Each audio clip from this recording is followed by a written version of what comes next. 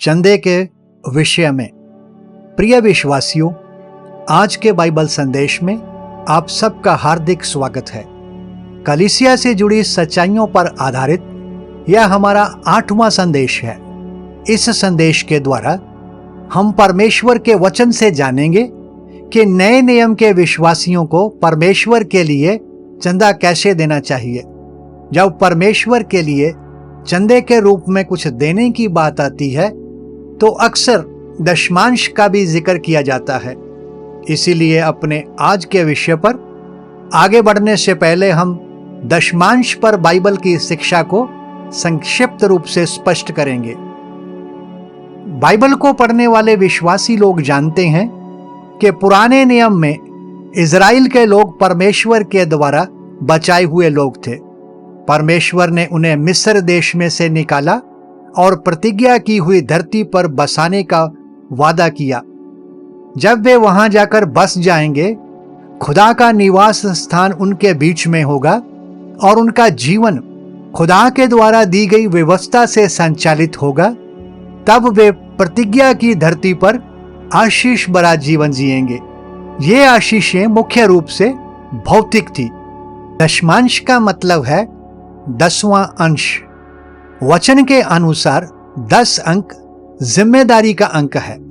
दशमांश देने के पीछे और भी कारण हैं, परंतु इसके पीछे एक मुख्य वजह यह थी कि खुदा ने अपने लोगों को आशीष दी है, जिसके चलते वे अब अपनी जिम्मेदारी समझते हुए अपने खुदा के प्रति अपना आभार प्रकट करने हेतु दशमांश भेंट स्वरूप उसे देते थे।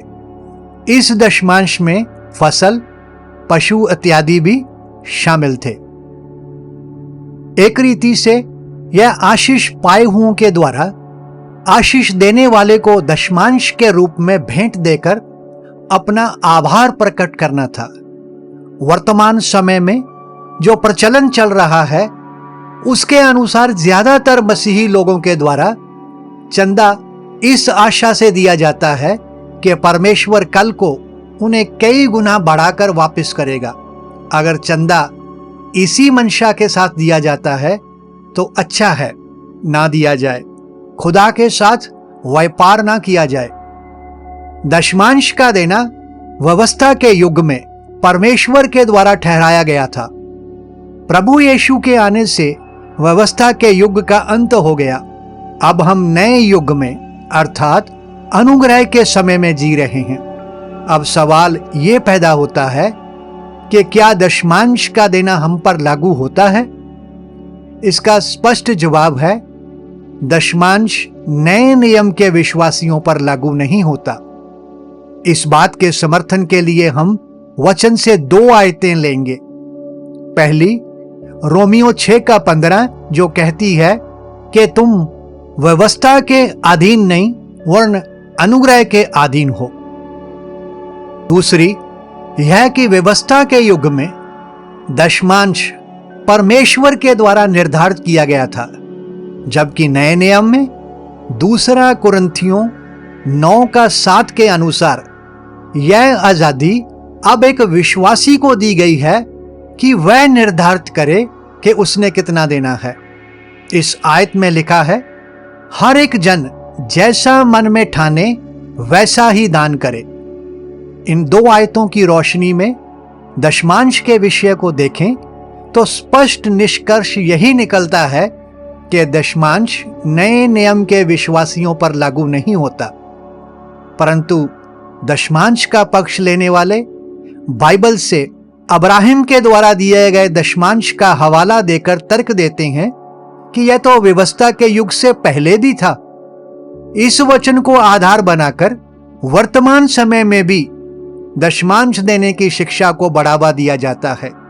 इस तरह का तर्क देने वाले क्या इस बात पर भी गौर करेंगे कि खतना केवल व्यवस्था के समय नहीं दिया गया, बल्कि यह भी व्यवस्था के समय से पहले किया जाता था।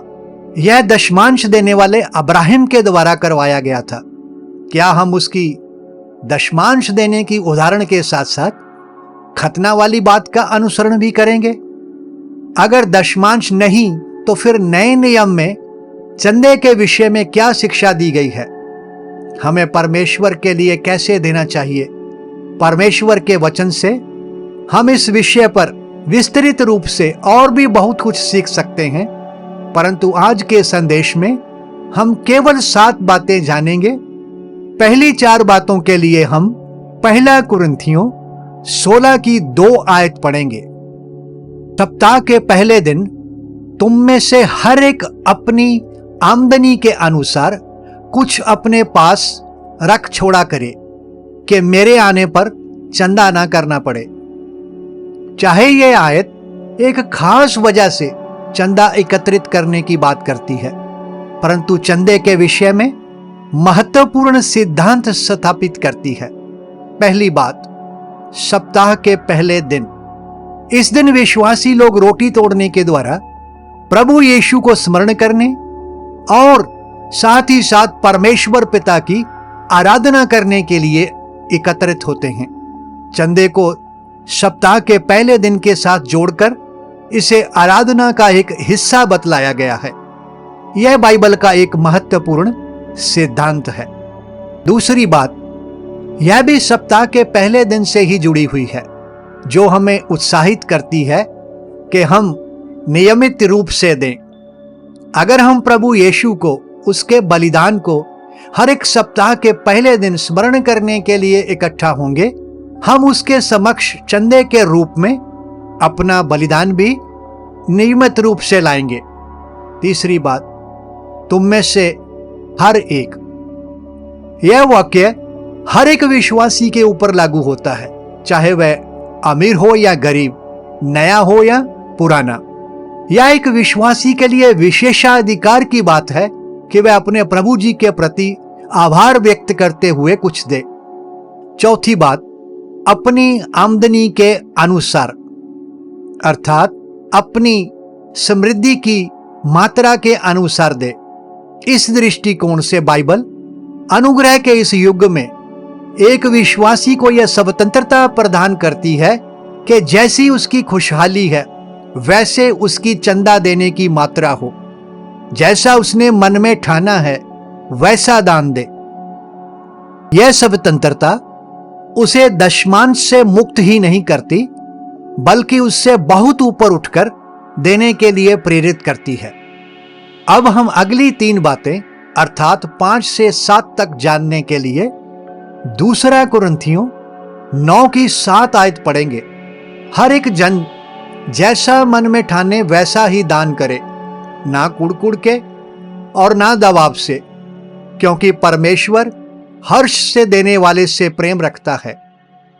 5वीं बात, ना कुड़कुड़ के, अर्थात ऐसे मन से ना दे जो देने की इच्छा ना रखता हो, बल्कि जो दे भी रहा है उसे अपने पास ही रखना चाहता हो। 6ठी बात, ना दबाव से, अर्थात किसी मजबूरी या भारी दबाव के कारण ना दे। ईसाई जगत में कई जगह ऐसा पाया जाता है कि विश्वासियों पर दबाव डाला जाता है, उन्हें विवश किया जाता है कि वे दशमांश दें या फिर एक निश्चित राशि जरूर दें। 7वीं बात, हर्ष से दे, क्योंकि परमेश्वर इस रीति से देने वाले से प्रेम रखता है। इसमें से परमेश्वर का चरित्र ही दिखाई देता है, क्योंकि जब उसने अपना इकलौता पुत्र हमारे लिए दिया तो उसके पीछे हमारे साथ उसका प्रेम क्रियाशील था। इन 7 बातों में हम तभी खरे उतरेंगे जब हम इस बात को अच्छी रीति से समझेंगे कि परमेश्वर ने हमारे लिए, हमारे उद्धार के लिए क्या किया है। इसलिए परमेश्वर का सेवक दूसरा कुरिन्थियों के 8 और 9 अध्याय में परमेश्वर के लिए देने के विषय पर बात करने के पश्चात अध्याय 9 का अंत आयत 15 से ऐसे करता है, परमेश्वर को उसके उस दान के लिए जो वर्णन से बाहर है धन्यवाद हो। इस वचन में वह परमेश्वर के द्वारा मानव जाति के उद्धार के लिए प्रभु यीशु मसीह के रूप में जो उसने दिया है उस वर्णन से बाहर दान की बात करता है। पाप में लिप्त मनुष्य का उद्धार और परमेश्वर से उसका मेल मिलाप केवल और केवल प्रभु यीशु के बलिदान से ही संभव था, जिसकी पूर्ति हेतु परमेश्वर ने अपने निज पुत्र को भी न रख छोड़ा, परंतु उसे हम सब के लिए दे दिया। चंदा या दान से जुड़ी बातें जो हमने जानी, वह तभी हमारे जीवन में व्यवहारिक रूप ले सकती हैं अगर हम दो महत्वपूर्ण बातों पर गौर करेंगे। सबसे पहली महत्वपूर्ण बात यह है कि एक विश्वासी सबसे पहले यह जाने कि परमेश्वर ने उसके लिए प्रभु यीशु मसीह के रूप में क्या दिया है। दूसरी महत्वपूर्ण बात, एक विश्वासी पहले अपने आप को प्रभु को दे, प्रभु के प्रति खुद समर्पित हो, फिर उसके लिए प्रभु के वास्ते देना आसान होगा। अंत में हम 2 कुरिन्थियों 9 में बीज के रूप में बोने की शिक्षा के ऊपर भी थोड़ा सा गौर करेंगे। इस अंश में प्रेरित पौलुस विश्वासियों को बीज बोने की उदाहरण के द्वारा चंदा या दान देने के बारे में समझा रहा है, परंतु वर्तमान समय में समझाया कम, उकसाया ज्यादा जाता है ताकि लोग ज्यादा से ज्यादा दें। लोग शारीरिक होकर, जोश में आकर इस भावना के साथ देते हैं कि भविष्य में परमेश्वर कई गुना ज्यादा करके वापस करेगा। परमेश्वर से आशीष प्राप्त करने की आड़ में सट्टा बाजार की तरह काम हो रहा है। अपने स्वार्थ के लिए परमेश्वर के वचन को अपने लाभ के लिए इस्तेमाल किया जा रहा है। प्रिय विश्वासियों, अनुग्रह के इस युग में एक विश्वासी दशमांश देने के लिए बाध्य नहीं है, बल्कि अपनी समृद्धि की मात्रा के अनुसार जैसा वह मन में ठाने वैसा ही दान देने के लिए स्वतंत्र है। उसके लिए बनता है कि वह परमेश्वर के लिए और उसके कामों के लिए चंदा या दान जरूर दे। असल में जो उसने अपने अनुग्रह से हमें दिया है, उसी में से हम उसे कुछ देने के लायक बनते हैं, वरना हमारी हैसियत नहीं कि हम उसके लिए कुछ दे सकें। परमेश्वर करे कि हम उसके वचन से यह सब सीखें और ईसाई जगत के अंदर देने के नाम पर जो व्यापार हो रहा है, उससे बचने के साथ साथ अपने दिल के अंदर आशीष के नाम पर और पैसा पाने के लालच से भी दूर रहें। परमेश्वर हम सबको आशीष दे। धन्यवाद।